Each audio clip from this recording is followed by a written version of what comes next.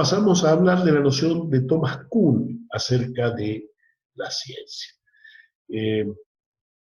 Muchos conocen la obra de Kuhn, porque Kuhn es un autor más contemporáneo que Bachelard, y también de una lectura más fluida, muy sajón,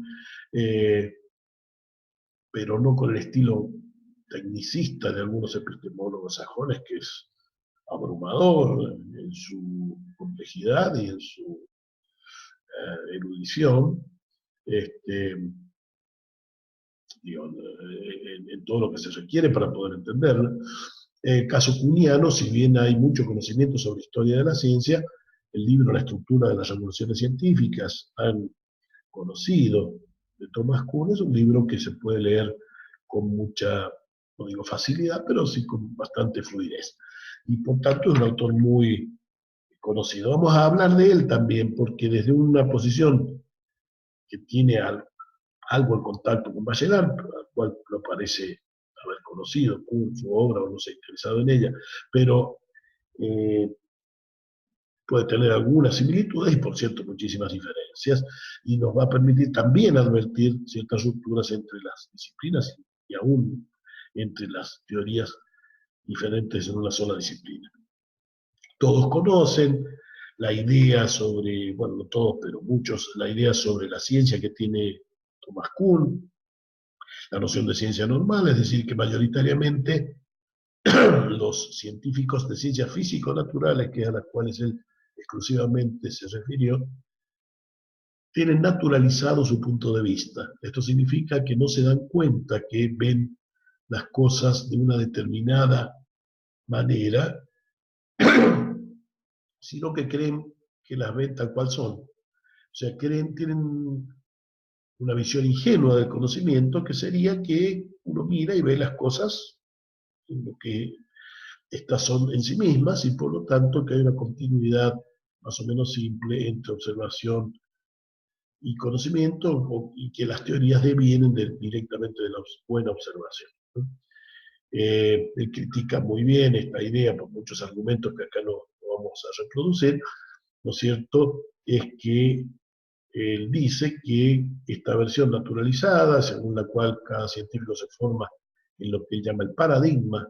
impuesto, es decir, en los acuerdos de la comunidad científica que se imponen por un tiempo y quedan como si fueran naturales, todos comparten en un mismo momento el mismo paradigma en una determinada disciplina, y esto hace que los científicos de las ciencias físico-naturales crean que actúan con respecto de la realidad misma, y que su forma de ver es aquella que la realidad determina, por decir así, y no que hay una mirada, que es ese paradigma, hay una mirada que los hace ver las cosas así. Cuando empieza a haber algunas fallas entre las expectativas del paradigma y la investigación empírica, o sea, se hacen investigaciones y el paradigma no les da buena respuesta, al principio se le echa la culpa al investigador, dirá Kuhn, diciéndole al investigador que no está aplicando bien el paradigma, pero luego empezará a dudarse del paradigma si es que aparecen varias investigaciones convergentemente, digamos, en ruptura con el paradigma vigente. Si es así, se empieza a desconfiar de ese paradigma, se empieza a pensar que puede estar errado, y ya cuando empieza a haber cierta certeza de algunos investigadores de que el paradigma falla, se empieza a buscar alternativas, y cuando alguna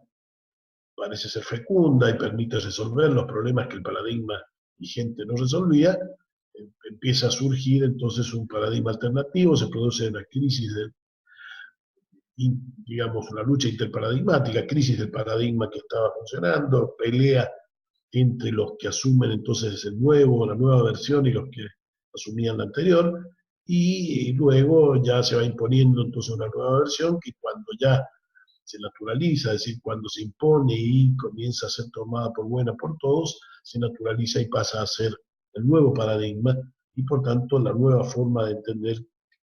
cómo se comporta la naturaleza en el área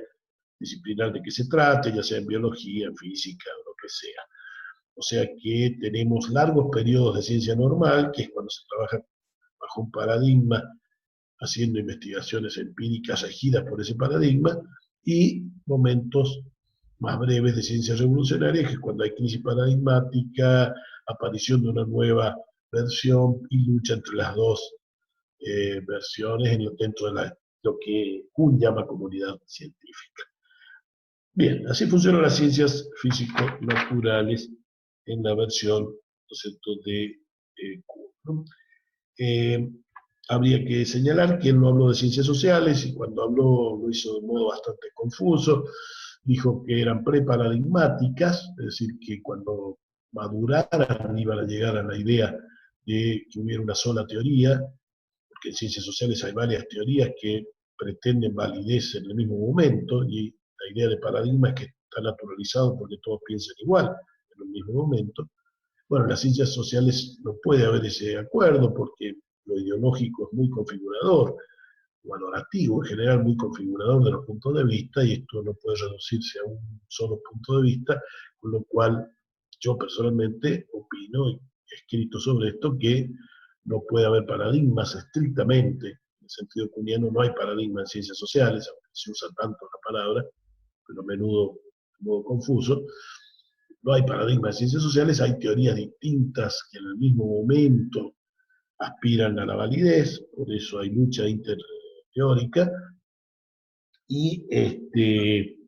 la relación que tiene una teoría con la otra es una relación de conflicto y de punto de vista distinto, exactamente como la que hay entre un paradigma y el que luego le sigue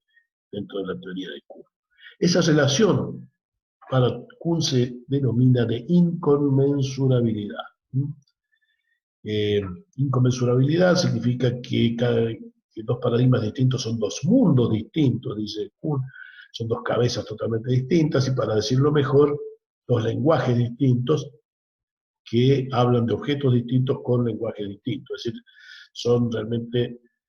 versiones muy, muy diferentes que hacen que no se entiendan entre uno y otro. Esta es la primera versión de Kuhn. Después va a dar una versión atenuada que yo creo que es más adecuada, porque es efectivamente seres con lenguajes distintos se comunican entre sí, con problemas, pero lo hacen. Por lo tanto, no hay incomunicabilidad plena. Esta segunda versión de inconmensurabilidad es más plausible y muestra lo que realmente ocurre, que sí se discute entre quien piensa de una manera y quien piensa de otra, pero no se pone de acuerdo. Esto es lo que muestra que son puntos de vista claramente distintos. Es lo que yo creo ocurre entre distintas teorías en ciencias sociales, lo cual lleva a que la inconmensurabilidad exista como comunicabilidad altamente problemática y por lo tanto como dificultad para que se unan dos lenguajes distintos y mucho menos para que sea automática esa unión. O sea que si entre dos teorías de una misma disciplina hay inconmensurabilidad, imagínense entre dos disciplinas distintas, ciertamente hay mucha distancia discursiva y por tanto de ninguna manera la cuestión es que nos sentamos una disciplina y el representante de una disciplina y el de otra de al lado digo, qué sé yo, por ejemplo, biología con física o antropología con sociología, y al ratito ya nos entendemos perfectamente, ¿no? Esto no es así porque son lenguajes fuertemente diferentes y entre un físico y otro físico hay diferencia, imagínense entre las que hay entre un físico y un sociólogo, entre un ingeniero y un, ¿no es cierto?, psicoanalista, ¿no? Entonces, bueno, eh, existe entonces la inconmensurabilidad entre teorías, y esto, que se da más fuertemente entonces entre ciencias, lleva a que no pensemos nunca de una manera simplemente convergente la relación entre las ciencias, sino que si esta se va a producir es un trabajo a hacer, no es un automatismo, no es que juntamos lo que está ahí entre las distintas disciplinas y ya empieza a funcionar, sino que tenemos una dispersión, una diferenciación fuerte que tiene que ser en todo caso, no resuelta esa diferenciación, sino simplemente atenuada y reducida a través de un trabajo muy fuerte que se pueda dar en grupos de investigación donde estén presentes los miembros de las distintas disciplinas del caso. Y vamos a hacer referencia entonces en ciencias sociales, brevísima, a algunas de aquello que llamamos en la unidad 4 problemas de las modas epistémicas y ambigüedad ideológica, ¿no? Porque hay versiones salvíficas del interdisciplinario, ¿no? Donde esto sería superador de cuanta cosa previa existiera, y eso debemos quitarnos de esos lugares mitologizados y fuertemente idealizados acerca de ciertas propuestas científicas. La interdisciplina es valiosa, y ya lo vamos a ver, pero acotadamente para ciertos fines y no para cualquier cosa en todos los casos. Esto entonces lo vamos a tomar rapidísimamente 4 versiones. Por ejemplo, la de los estudios culturales, Cultural Studies, en su versión inicial sajona, de la cual tuvieron autores muy valiosos como Raymond Williams, Hogarth, Edward Thompson, en sus inicios, pero que después derivaron a través de Stuart Hall a hacer estudios sobre cuestiones de usos culturales y consumos culturales, primero en Europa, luego eso pasó fuertemente a Estados Unidos y desde allí a la América Latina, donde dos grandes representantes han sido el argentino luego mexicanizado Néstor García Canclini y el colombiano, en realidad español, pero luego colombianizado, Jesús Martín Barbero, este último con mucho peso en teoría de la comunicación. Ambos han hablado de interdisciplina y de que los estudios que hacen son interdisciplinarios, más García Canclini que Barbero, y ciertamente no hay ni un estudio serio desde el punto de vista epistemológico que permita advertir eso. Se asumen como que cada investigador es interdisciplinario, y nosotros vamos a ver que no hay investigadores interdisciplinarios, sino grupos de investigadores interdisciplinarios, que no puede haber aventureros solitarios de la interdisciplina, y pretenden que sería una gran revolución contra el poder establecido, hablar de interdisciplina, lo cual la verdad no se entiende en qué sentido puede hacerlo. Para el poder a nivel global no tiene ningún efecto directo, importante, pero sobre todo para el poder académico, que es el que ellos discuten. La interdisciplina no agrega ni quita. Puede haber un estudio, un departamento de estudios sobre América Latina y un departamento de estudios sobre historia, que es una disciplina. América Latina no, y ambos podrían ser igualmente autoritarios, ¿no? Bueno, luego está una ciencia proempresarial de Gibbons, ya de esto hablamos, una ciencia tecnologizada, cuya única función es producir cambios y efectos tecnológicos al servicio de las empresas. Bueno, ahí se liquida la ciencia como aplicación, por lo menos no importa, en todo caso la única que importa es la que tiene efectos para la aplicación. Por lo tanto, ahí tenemos mucha tecnología, pero muy poca ciencia, y es una interdisciplina claramente